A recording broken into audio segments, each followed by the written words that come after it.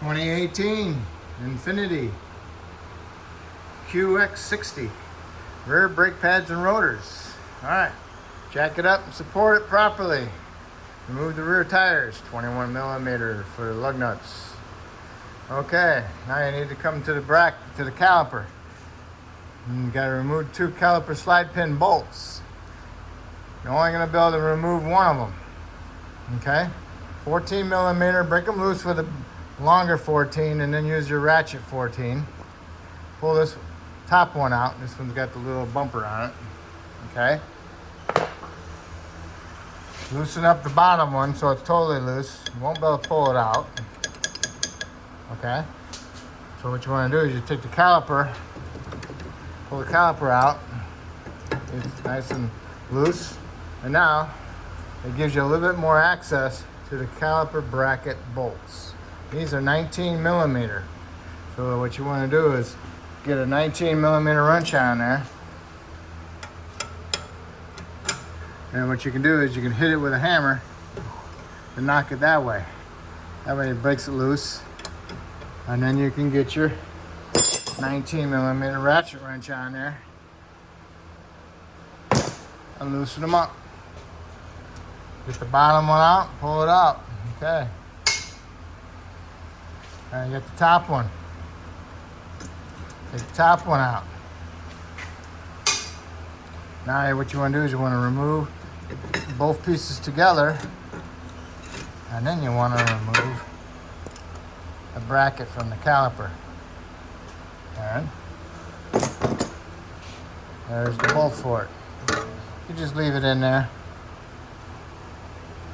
And then now you want to do is remove your rotor.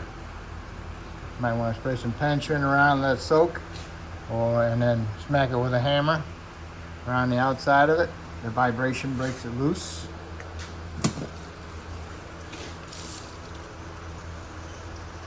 Okay. And for the caliper bracket, you need to remove the brake pads. They're not coming out.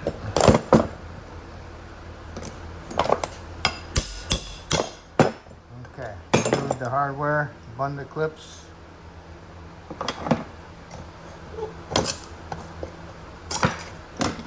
Okay, underneath there, it's full of rust. So you need to clean that rust out. Alright, what I'll use is an angle die grinder with a disc on it. And I'll get in there and I'll clean it out. You know, do it sideways.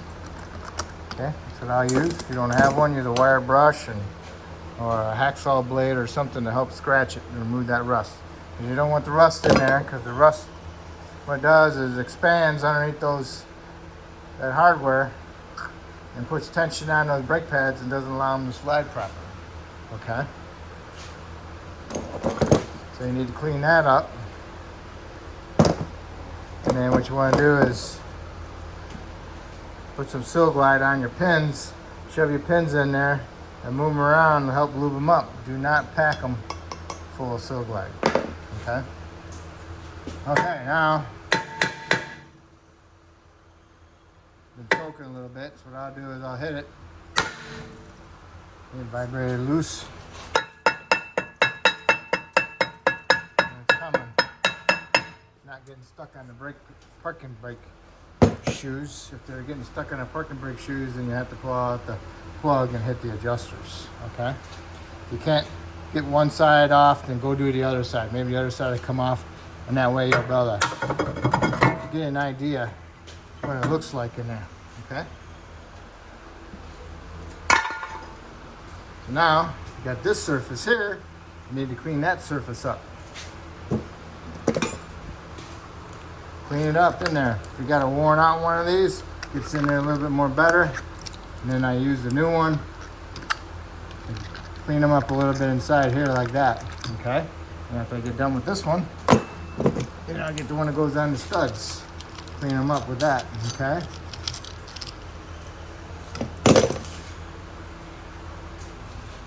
Then you need to push your inspect your caliper.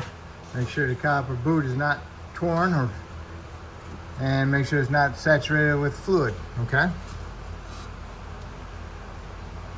The next thing you need to do is get some big pair of channel locks and push the piston in.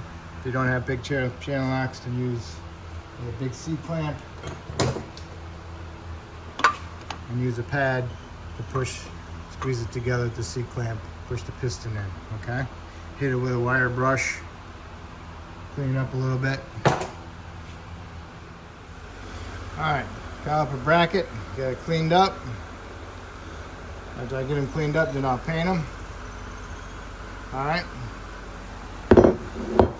And then what you want to do is get your slide pin, get some silk glide on it, push it in there, and spin it around. Push it in, push it in there, twist it around inside there. Okay.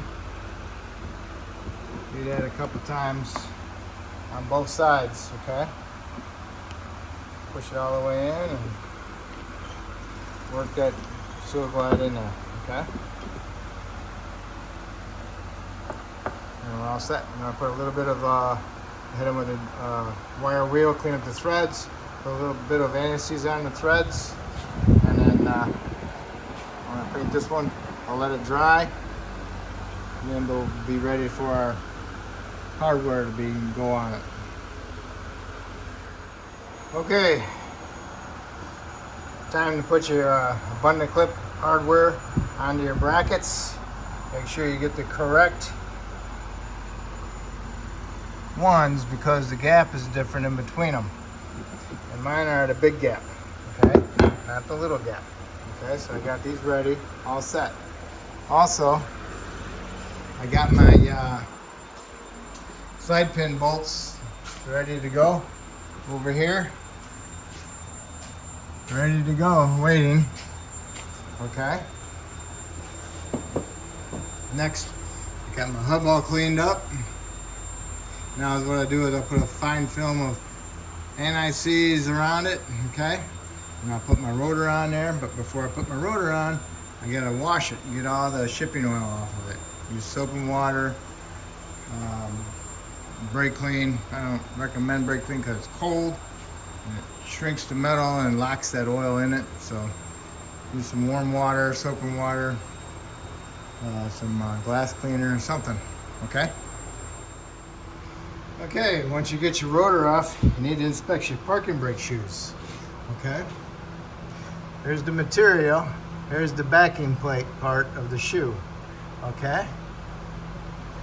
These look like normal wear, all right? What you don't want is the material thinner than the material that's on the backing plate shoe part of it, okay? Just make sure it's not full of rust and not flaking off, okay? These look good. So,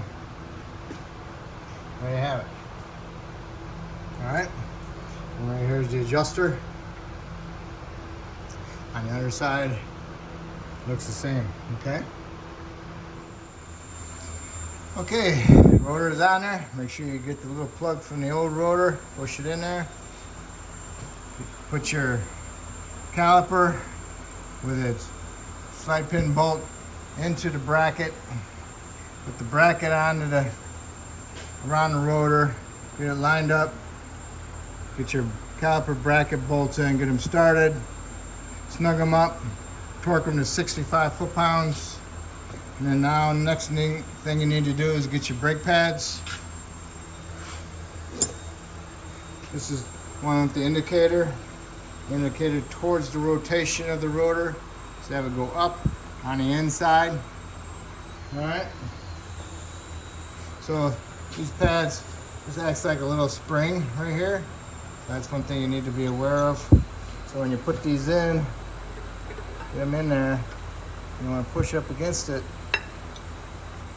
You know, push up against it and push them in, okay? Same thing with the inner one. I'll line it up and I'll get it set inside there and I'll push push against the side of it and push them in. Okay, so now it's in there. Now all I need to do is slide up my caliper, push my boot in a little bit. Okay, get my slide pin, get it in and wiggle it around. Start it with my fingers. Same thing with the bottom one, start with my fingers. Now I get my ratchet wrench on there and snug it up. And then you'll need to torque those to 32 foot-pounds, okay? All right, calipers on, pins in, snug them up, tighten them, 32 foot-pounds. Double check to make sure your hose is not twisted. Everything looks good. All right, remove your vice grips if you put vice grips on there, or a lug nut if you put a lug nut on there. Make sure you remove the plug from the other rotor, and then there you have it. Now what you need to do is go to the other side, do the other side exactly the same way as this side, because it's basically the same, it's just on the other side. Okay, so when you're done with both sides, you can put the tires on, torque them to 85 foot-pounds, lower it down to the ground, go inside the vehicle, start it, push the pedal to the floor a couple times, and make sure you have a good firm pedal. Okay, and once you got that, shut it off, go underneath the hood, double check your fluid level in the brake reservoir. And also, if you have to add fluid, make sure you verify if it's .3 or .4, okay? Because you don't want to mix them, okay? The reason why you want to pump up your brakes beforehand is because if you put in drive or reverse and then you try to apply your brakes, you're not going to have brakes because you got to make up that difference of pushing that piston back in. So it's going to take you like 5 pumps before you actually have a good pedal to stop. So you want to prevent that accident from happening. Okay? So if I helped you with this video, that's awesome. Hopefully you can help me out by subscribing. And I just want to thank you. Okay. Bye.